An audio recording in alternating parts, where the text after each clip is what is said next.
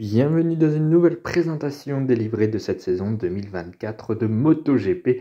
Place maintenant au team officiel KTM. N'oubliez pas de liker, partager, commenter et surtout vous abonner à la chaîne, c'est très important. On est parti. Voici donc les couleurs du team officiel KTM pour cette saison 2024. Bon, je m'attarde pas plus là-dessus puisque la livrée ne change pas. Ça fait depuis 2016 qu'ils ont la même livrée, donc il n'y a pas vraiment de changement quoi.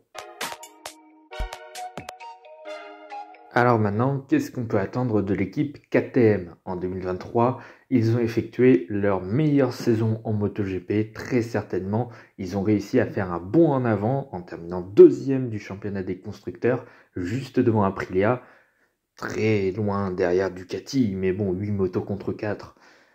C'est assez logique, j'ai envie de dire. Disons que la moto a été plus régulièrement aux avant-postes. Merci Brad Binder surtout, mais quand même, ça a été une bien belle saison pour KTM. Et cette année, on en attend encore plus pour l'équipe autrichienne. Moi, j'ai envie de dire même qu'on attend que KTM réduise l'écart avec la Ducati et qu'elle creuse l'écart avec Aprilia. L'année dernière, ça s'était vraiment joué à une petite poignée de points pour la deuxième place face à Aprilia.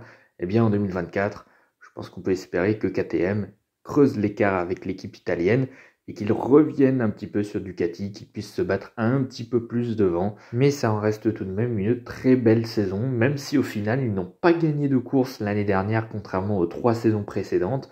Mais bon, globalement, les résultats étaient bien meilleurs cette année. Et pourquoi pas même aller chercher des victoires. Brad Binder, il est complètement capable d'aller chercher des victoires. C'est le pilote qui porte KTM sur les épaules, surtout la saison dernière. Donc tous les espoirs, ou quasiment tous les espoirs, vont être portés sur le Sud-Africain. Après, il ne faut pas oublier non plus Jack Miller, c'est pas un mauvais pilote, il peut faire de très belles choses aussi cette saison. Je vais parler des pilotes un petit peu plus tard. KTM, en tout cas, l'objectif cette année, ça va être de réduire l'écart avec Ducati. Ils vont bénéficier de concessions supplémentaires par rapport à Ducati aussi, dans le but de permettre à la marque autrichienne de revenir sur Ducati. Après bon, entre les concessions de Ducati et celles de KTM, il n'y a pas énormément de différence. Donc c'est pas avec ça que KTM va remonter tout de suite sur Ducati. Faut pas se faire des idées là-dessus. Ceci dit, je pense que KTM a quand même un bon matériel pour performer en 2024. Les essais ont été plutôt corrects. Donc à voir maintenant, il reste encore les essais à Losail. Et puis ensuite, on sera lancé dans cette saison 2024. Toujours du côté du Qatar, donc à voir, mais je pense que KTM peut avoir une très bonne moto cette saison et qu'ils peuvent potentiellement aller gagner des grands prix et faire de très très beaux résultats. En tout cas, il va falloir attendre KTM, un petit peu comme en 2023. On continue du côté des pilotes et tout d'abord le Sud-Africain Brad Binder qui ressort d'une saison 2023 exceptionnelle. Il a fait une très très bonne saison en terminant à la 4e place au championnat des pilotes. Jamais un pilote KTM ne s'était aussi bien classé dans le championnat. La dernière fois, c'était Pol Espargaro qui avait fini 5e en 2020. Donc Brad Binder ressort d'une saison dernière qui a été vraiment très très bonne, à défaut d'avoir gagné. Pas de victoire pour Brad Binder en 2023, mais des résultats vraiment très très hauts la plupart du temps dans la saison. Le seul petit point négatif quand même, c'est qu'il a été un peu moins régulier que sur sa saison 2022 où il a chuté, je crois, seulement 2 fois en course. Et encore, je suis même pas sûr, je crois qu'il chute une fois. Enfin bref, il avait fait une très belle année 2022 déjà. Cette année, il a fait encore de meilleurs résultats avec aussi une meilleure moto aussi. Mais voilà, il y avait plus de résultats blancs dans sa saison dernière. C'est un petit peu dommage, ça tâche un petit peu sa saison, mais bon, globalement, ça restait vraiment très très bon. C'est le grand leader de KTM, il a un contrat sur plusieurs années avec la marque autrichienne. C'est le seul dans ce cas, parmi les 4 pilotes KTM de cette saison. Faut dire aussi que Brad Binder, il est impliqué dans le projet KTM depuis ses débuts en MotoGP. Il a intégré le team officiel dès ses débuts lors de la saison 2020. Il a gagné une course dans cette saison 2020 quand même. Il en a regagné une en 2021. Enfin bref, il fait de très très belles saisons depuis ses débuts. C'est un pilote très prometteur. Mais j'ai l'impression qu'il y a un petit plafond de verre. Alors ça reste un très très bon pilote qui fait de très bons résultats. Mais je ne sais pas, il y a quelque chose qui bloque un petit peu pour le voir déjà gagner un peu plus souvent. Brad Binder, c'est un pilote qui mériterait totalement d'avoir au moins 5, 6, 7 victoires dans sa carrière. Parce qu'il a fait quand même de très belles courses, de très beaux résultats. Mais la victoire ne veut pas venir. Il y a eu 2 victoires dans sa carrière, une par saison en 2020 et 2021. Depuis, plus rien, et pourtant, il n'a jamais été aussi bon sur ces 2 dernières saisons. C'est quand même assez dingue. Évidemment, personnellement, ce que je vais attendre de Brad Binder, et ce qu'on peut attendre de Brad Binder en 2024, c'est clairement d'aller chercher une 3e victoire en carrière en MotoGP. Il en a totalement les capacités. Je pense qu'il n'a jamais eu un aussi bon matériel que cette KTM qui s'améliore d'année en année. Il connaît par cœur l'équipe, ça fait des années qu'il est avec la KTM, il connaît la moto par cœur, il connaît l'équipe par cœur. Enfin bref, il y a tout qui est réuni pour que Brad Binder fasse une saison 2024 encore meilleure qu'en 2023. Et j'espère clairement que ce pilote, il va aller remporter une, voire même plusieurs victoires cette saison. Il le mérite totalement et il semble avoir le matériel pour le faire.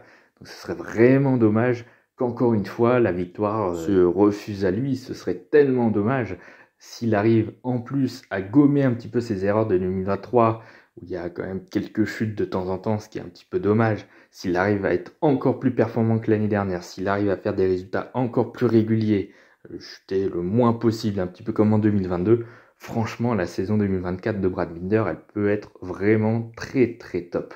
Vraiment, il y a un projet avec Brad Binder et KTM qui semble vraiment très intéressant. Et j'ai vraiment envie de voir ce que ça va donner. Brad Binder est lié avec KTM jusqu'en 2026, donc on a encore 2 autres saisons après 2024 à voir ce que ça peut donner entre le Sud-Africain et la marque autrichienne.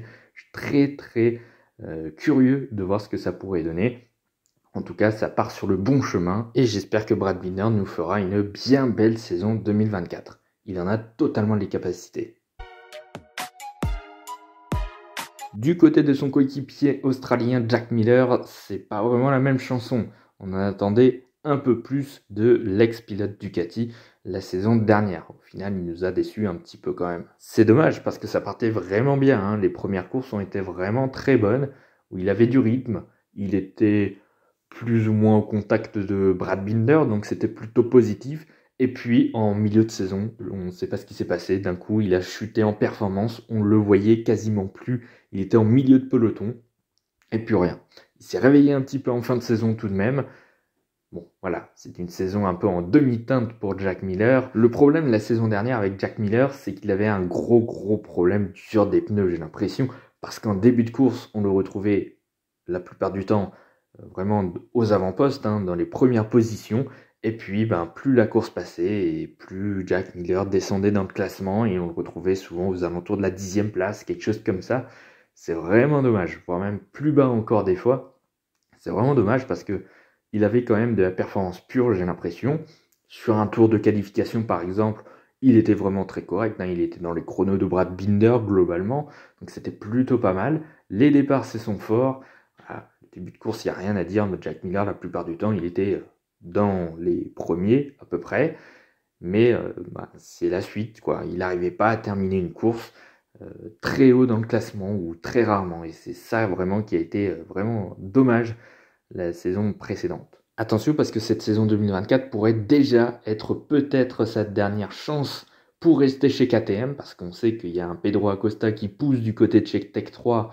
On ne sait pas encore ce qu'il vaut réellement, mais vu les tests privés de Sepang, il faudra quand même compter sur lui. Donc il y a moyen que Pedro Acosta monte dans l'équipe officielle dès 2025. Ça pourrait mettre en jeu le siège, le guidon de Jack Miller. Donc il faudra absolument faire une meilleure saison qu'en 2023. Parce que s'il fait la même saison, là clairement, il n'aura plus sa place chez KTM. C'est quasiment certain. Je ne sais pas si on peut attendre de Jack Miller de se retrouver dans les chronos de Brad Binder tout de suite, mais en tout cas de réduire l'écart avec son coéquipier sud-africain, parce que clairement, l'écart était quand même assez énorme. Sur la majorité de la saison, Brad Binder était clairement au-dessus de Jack Miller.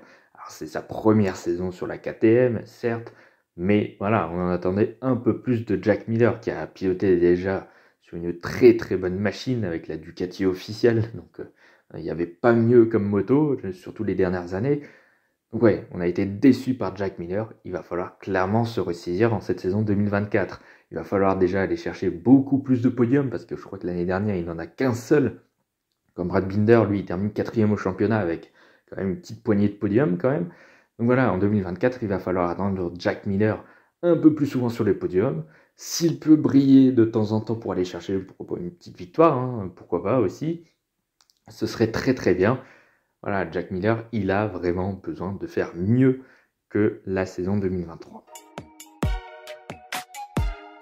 Voilà, c'est la fin de cette vidéo. Merci d'avoir écouté jusque-là. N'oubliez pas de liker, partager, commenter et surtout vous abonner à la chaîne, c'est très important. Nous, on se retrouve demain pour la prochaine vidéo. On va alterner Formule 1, MotoGP, là, ces prochains jours. On va passer du côté de la Formule 1 avec Aston Martin demain et on retrouvera le MotoGP avec la Honda Repsol dans 2 jours. Là, on enchaîne 9 vidéos en 9 jours entre les MotoGP et les Formule 1.